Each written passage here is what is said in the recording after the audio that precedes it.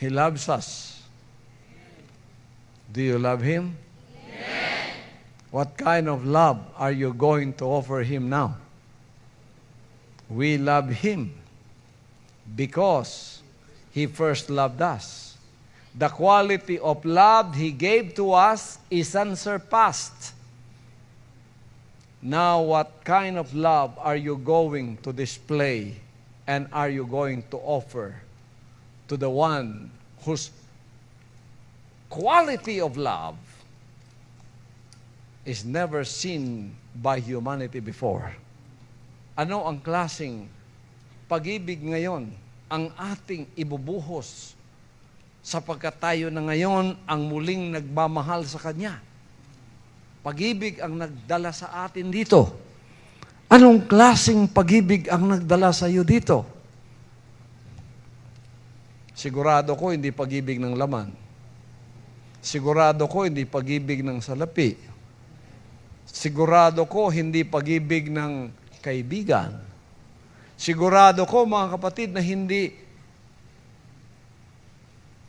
pag-ibig na pansamantala. Sigurado ko, pag-ibig na hindi mababaw. Sigurado ko, hindi pag-ibig na pang-tagaraw lang. Pag dumating ng tagulan, nawawala na ang kanyang pag-ibig. Ano ang dala ninyong pag-ibig para sa Kanya ngayon? Handang? Handang? Handang?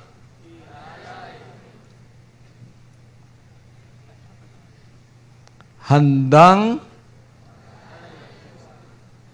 mamatay.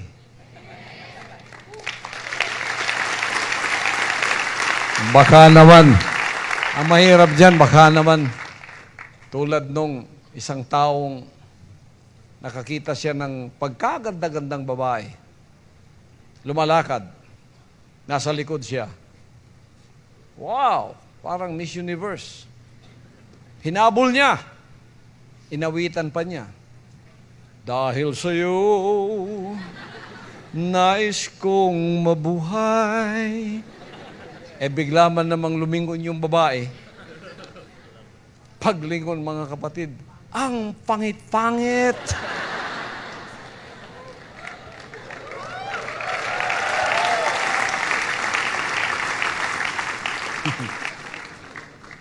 Alam niyo, biglang nagbago yung awit niya.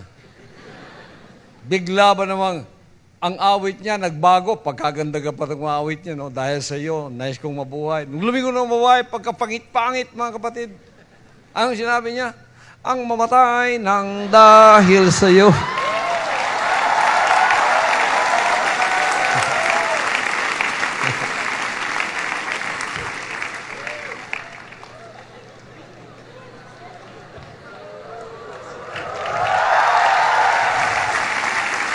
Ang dali namang magbago ng pag-ibig na yun.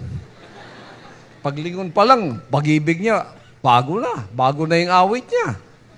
Kayo, mga kapatid, ang kagandahan lang ba ng paglilingkod ang inyong nakikita?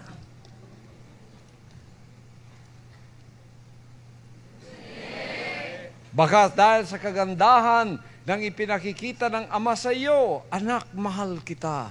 Anak, pagpapalain kita. Anak, pagagalingin kita. Anak, poprotektahan kita. Kahit ano pang mangyari, anak, mahal kita. Kaya ang sinabi mo naman sa kanya, inawitan mo naman siyang, dahil sa iyo, nais kong mabuhay. Pero nang pumangit na ang buhay mo nang dahil sa paglilingkod, mga kapatid, may persecution na, may lahat na, nandoon na, gusto ko lang mamatay ang dahil sa iyo.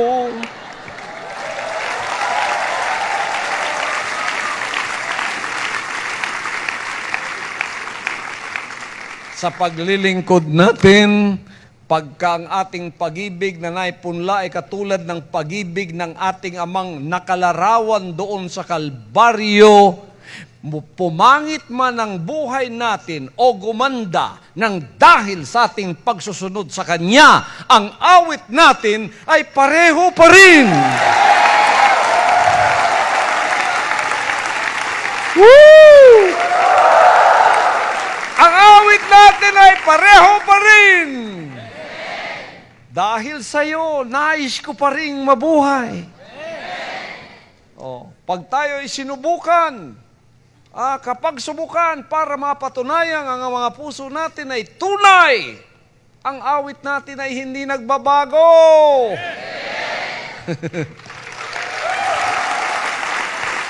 You know, I am saying this because I am your model. He brought me to Tamayong. And I was there for 5 years. And the Father was with me all throughout those years.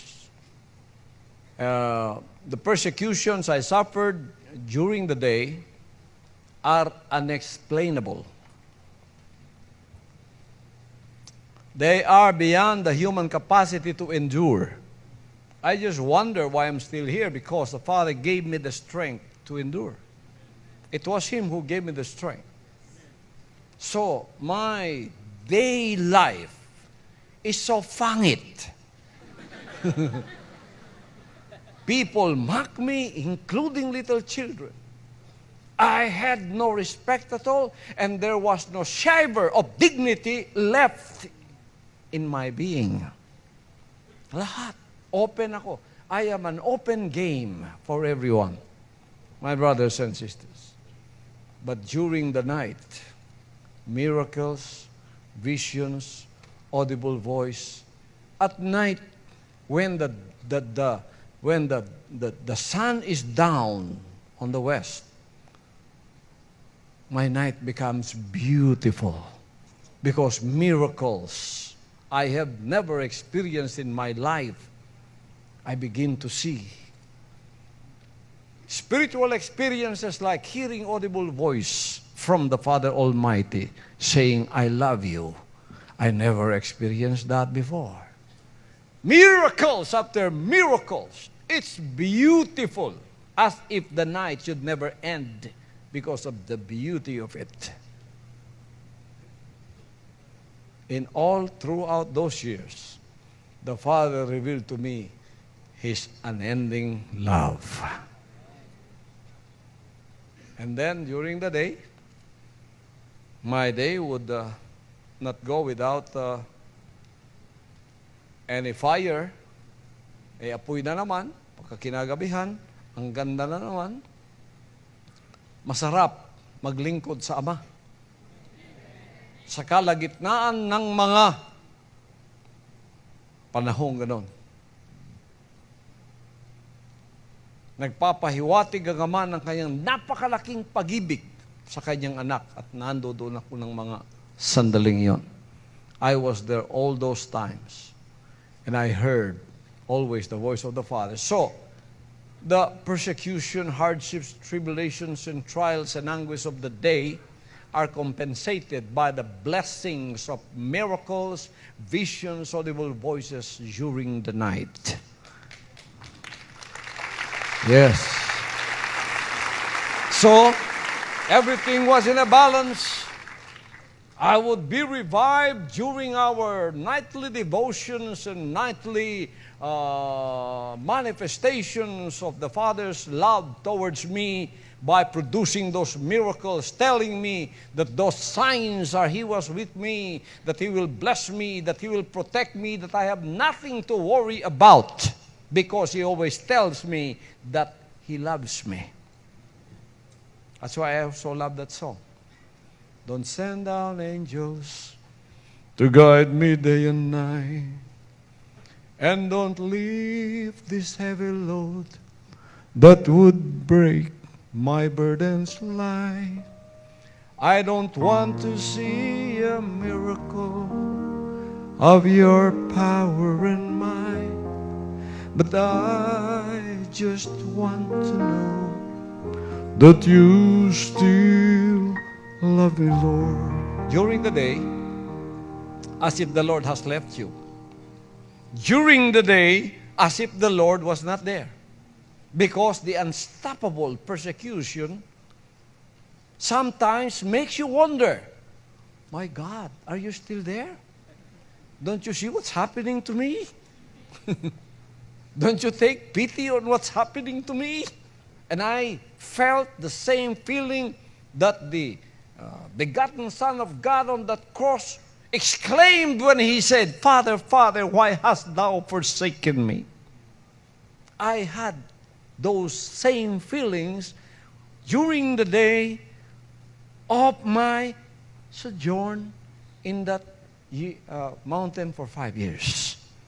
Kasi yung araw talagang matindi, mga kapatid. Sometimes during the night, all of this miracle of blessings come to me. I wish there was no more day.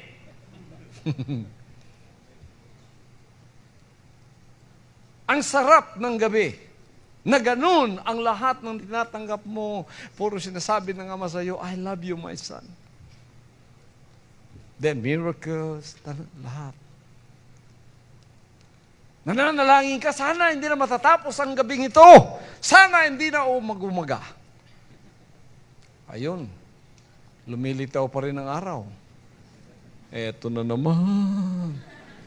Tamang-tama, mga kapatid, yung mga persecutors, 4:30 pa, nandoon na.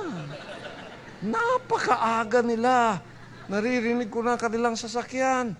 Naku, yung kaba na naman ng puso natin. Kumakalabog na naman. Spiritual battle na naman ito. Para kung umakit sa Mount Tapo araw-araw. Ano kaya na naman ang mangyayari sa araw na ito? Oh my God. Ang isang araw ay parang isang taon para sa akin.